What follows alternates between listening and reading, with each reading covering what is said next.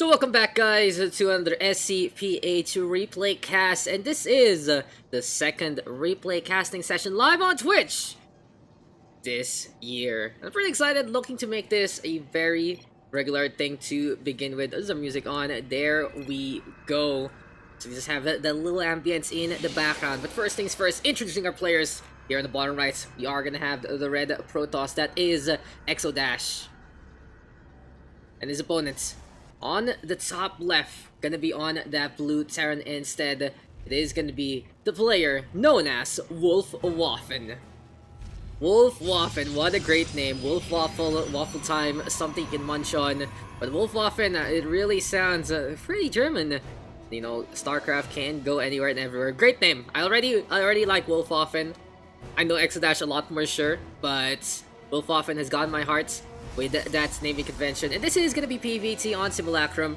So yet again, open space is going to be very, very important for this matchup. And I've been looking at a little bit of the criticism. I've been looking at how to maybe improve how I get things done, how I do things in StarCraft. Or maybe just maybe we are going to go on the less critical and more on with what we can actually check out in the first place. As here comes the wraps already from WolfWaffen, looking to place things standard, set up that wall. Reaper, going to be essential of course to get that scouting information. Put eXoDaSh on his toes to begin with. In the meantime, eXoDaSh getting in the way of that natural, but will take a little bit of some more time from WolfWaffen. SCVs instead brought into the fold. In the meantime, eXoDaSh getting ahead of himself, already sets things up with a Nexus all the way in before the Cybernetic score, and good positioning here with the building. Is going to be putting it in front of that jump point.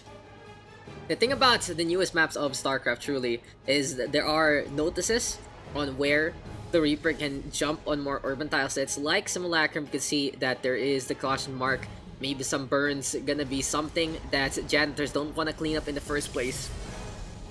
And we are gonna be seeing pretty much the StarCraft 2 that we know and love. Basically guys, all these replays sent in by the SCPH community, and if we are able to clean up the backlog, I am going to be looking to move on to greener pastures, not just for the PH, but maybe move on into other scenes as well in the sea region. Just something like replays, something a little bit for fun like that. And we'll see where we can go, if we can get some casting on some tournaments, that kind of thing.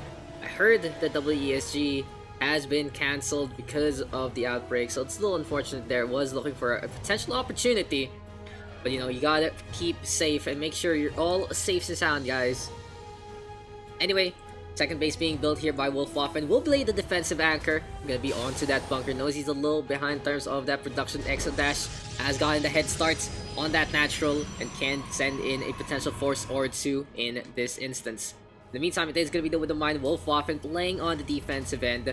He is gonna keep that rack still, double pumping out the Marines, making sure that the bunker is gonna be fully equipped for any kind of alien invasion. Anyway, eXoDaSh in a slight lead in terms of those workers, but still the Mule is a big game changer. That does put the Terran up ahead in this matchup in terms of the resource count. In the meantime, in TVP, it has really turned into a mech playstyle just for Terran in general. So strong with the Thors, with all the Cyclones, Hellions, all of them. Very, very potent. But still, you can always go for the bio.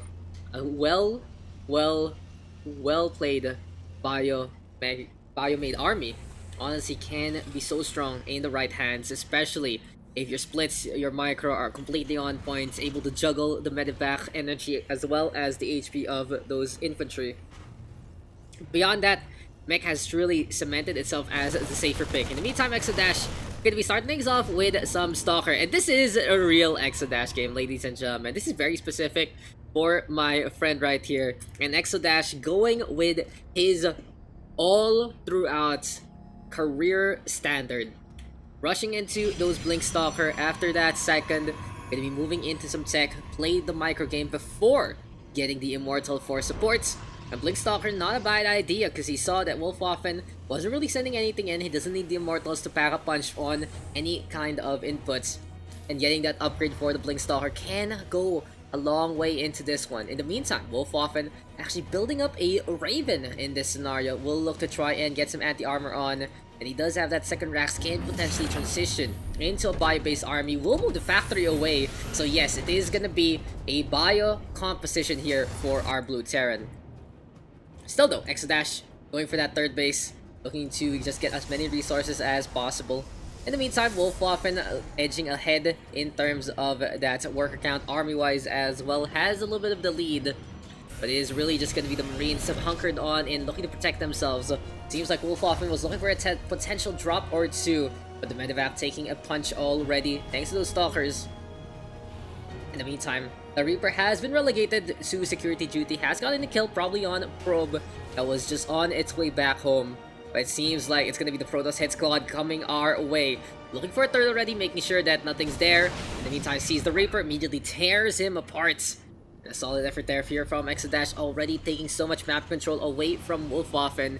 It really is going to be the show of drops if our Terran can make it happen. But anyway, the medevac still hanging on. In the meantime, we are going to see some supply depots trying to be built up. Still though, these stalkers will get recalled actually. He doesn't want to go for the push. Marauders inside of the bunker. Good swap there from WolfWaffen. Saw the composition coming his way, and Marauders just so cost effective against those quadriceps running around. Anyway though, eXoDaSh right here, right now, going for the third. In the meantime, we'll see how this is gonna pan out for our Protoss player as he is moving into Colossus tech. Very well ready here by eXoDaSh, sees the bio. It's time to go for the melt, of course. Scandal coming on in, able to spot things out. Does WolfWaffen get the vision of the Robo Bay? That's the real question. Seems like it's not the case. So right now, eXoDaSh with the element of surprise. How many warp gates does this guy have? 6 in the meantime in the forefront. 2 more are there, so 8 gateways overall. We'll have that Robo facility as of yet, and should be pretty financially stable. Looking for that third base to be kept up and running. Still though, already the scouting probe will get taken down. Pylon falls as well. In the meantime, eXoDaSh ready to go, has charge lots, has the Blink Stalker as well, and we'll have the Colossus in behind, forcing WolfWaffen to this and engage. How does all this pan out for our players? It seems like WolfWaffen will send out things along with a mine in the back line.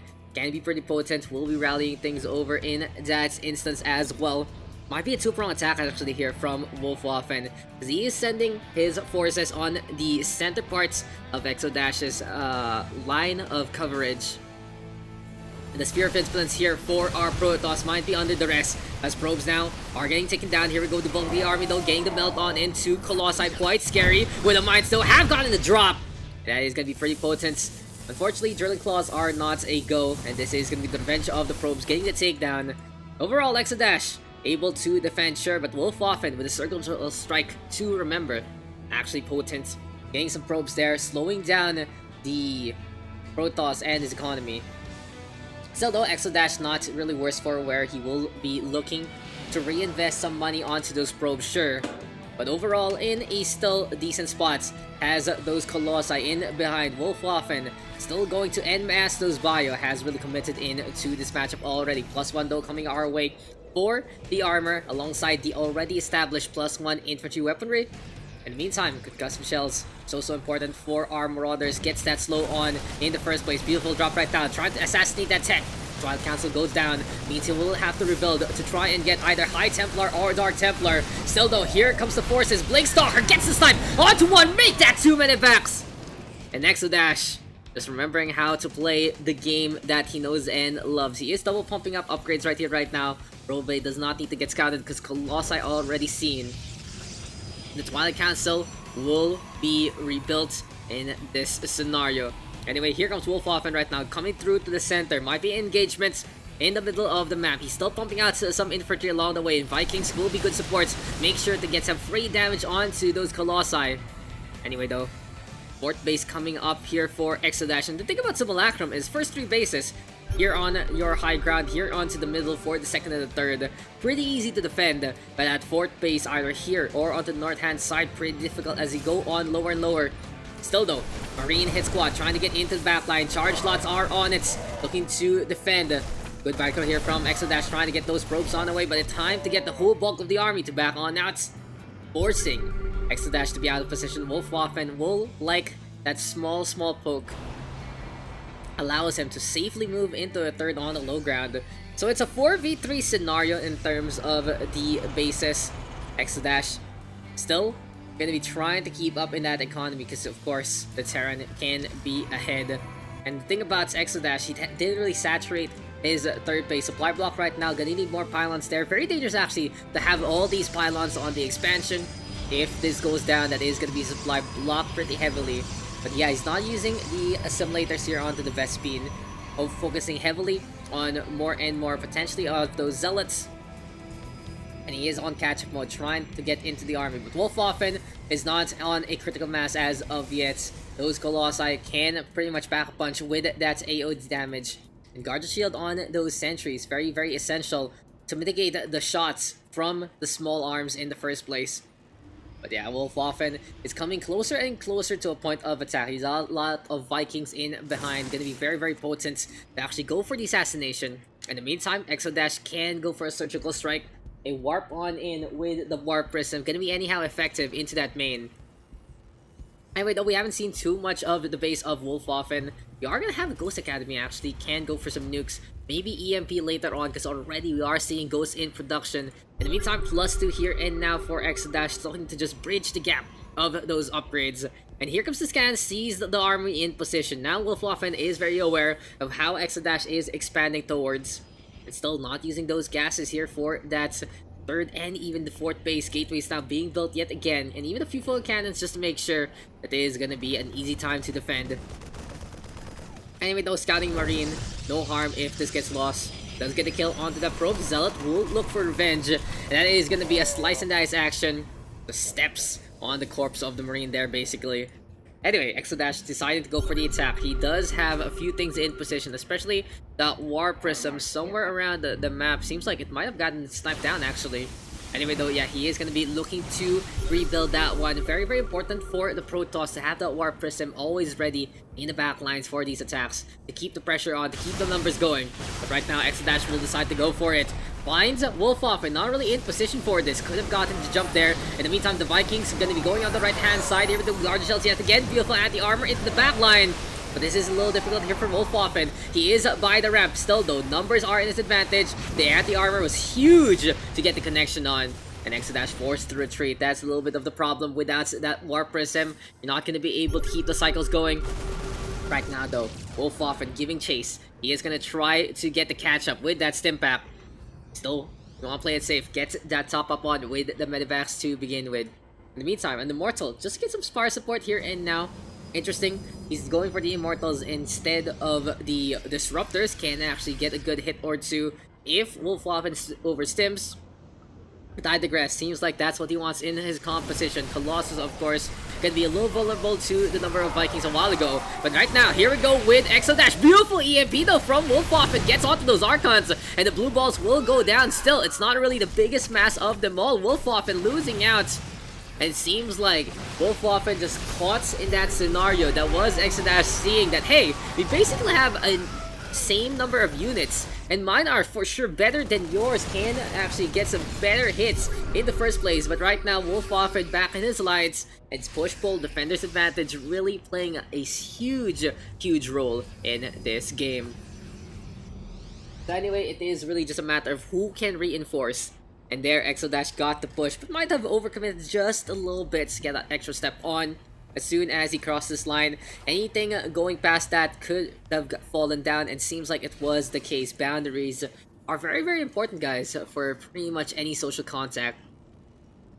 But anyway, I digress. eXoDaSh has been able to macro up in behind all of those actions. Now he's going to be on 5 base, and he is really ahead in that mineral count. In the meantime, WolfWaffen still staying on with a lot of gas. We can see that this is not really the resource that WolfWaffen needs in the first place. He's going bio, he needs more and more of those minerals instead of this gas. He's really floating in this scenario. But this does give him a lot of options for some supporting units. Can go for some starships meant to fly at any point in time. Ravens can be very useful as well, especially against those Stalker Colossi balls. In meantime, though, here we go with the scan already. WolfWaffen in no man's land, gonna be trying to get the brawl on, but eXoDaSh looking for the response already. No more Colossi in behind. It is gonna be the Immortals trying to still stay on. Good EMPs yet again, but that's gonna be an army split up into two, and eXoDaSh finding the pivot, finding the place to actually wedge the hammer on in, and that is gonna be a critical strike onto WolfWaffen. He was caught in a bad spot. Army cut into Medivacs only supporting the left hand side, and the bio ball is only as good as long as it survives. Opportunity here for eXoDaSh, goes for the blink on in yet again. Immortals and Archons in behind, keeping the pressure on. Immortals, of course, can get some good hits onto the Marauders. So basically, eXoDaSh has been able to protect these Immortals. Sometimes you want to have them in the front line, especially with the barrier on. But with some good micro and with some good unit compositions, the charge lots as well as the blink stalkers able to handle the priority targets. In this case, the mass amount of Marines, allowing the Immortals to back a punch onto those Marauders. And there you go, they're just getting obliterated. Medivacs completely ignored up on top as the stalkers are busy with the command center instead. And so many fights, so many points of reference here for eXoDaSh, literally demolishing any command center close by. And right here, right now, it is going to be eXoDaSh taking a reprieve, but this looks so difficult here for WolfWaffen. Half of the worker counts in terms of the total. In the meantime, 74 army versus 102, and that is a very, very tight spot here for our Terran player. Still though, he is going to try to get some more and more of these Widow Mines to support. Interesting enough, he didn't really go for Drilling Claws. Could have been an essential upgrade just in case, in a few scenarios, get those drops on. And honestly, WolfWaffen, after the engagement, just allowed eXoDaSh to rebuild quicker than he should. Not enough drop play there. He could have gone for the skirmish, but instead, it is going to be eXoDaSh getting that basically 200 bull ready to go. The Zealot will die for Iron Shirt. High Templar in the meantime, all the way up on top. But they are slowly but surely going to get that side storm. EMP now connects onto one. Make that two even. And go for the Archon Warp at any point in time. Here comes WolfWaffen, but this is going to be a big outnumber. eXoDaSh still has his forces in bulk. Widow Mines not really in the proper spot. Beautiful hit though, gets rid of a number of Zealots. But still, eXoDaSh having so much resources in the bank. Having so much army giving chase. And the Terran can't keep up in that army production. The warp gates are instantaneous. They get the warp on within the 4 to 5 second mark, and that is going to be on a cooldown. In the meantime, the Terran still needs to train and train individually from some buildings. Still though, eXoDaSh not in the best spot, having different fights all throughout. Losing a few more units than he should. But anyway, it is still going to be eXoDaSh going for the coup de grace. WolfWaffen sorely outnumbered. Planetary Fortress desperately repaired. But by this point in time, eXoDaSh just having so much in behind, so much numbers. The Archon's quite tanky, especially when the ghosts are gone. And I ain't afraid of no ghosts, says eXoDaSh. I ain't no afraid of the Planetary Fortress as well. And eXoDaSh will take that victory. Well done there in that matchup. Good back and forth play. And yes, eXoDaSh just finding the advantage, getting the reinforcement a little earlier. Got a little dicey in the middle, but WolfWaffen just not as proactive than he should after beating back the dead ball in the first place. I'll see you guys in the next one.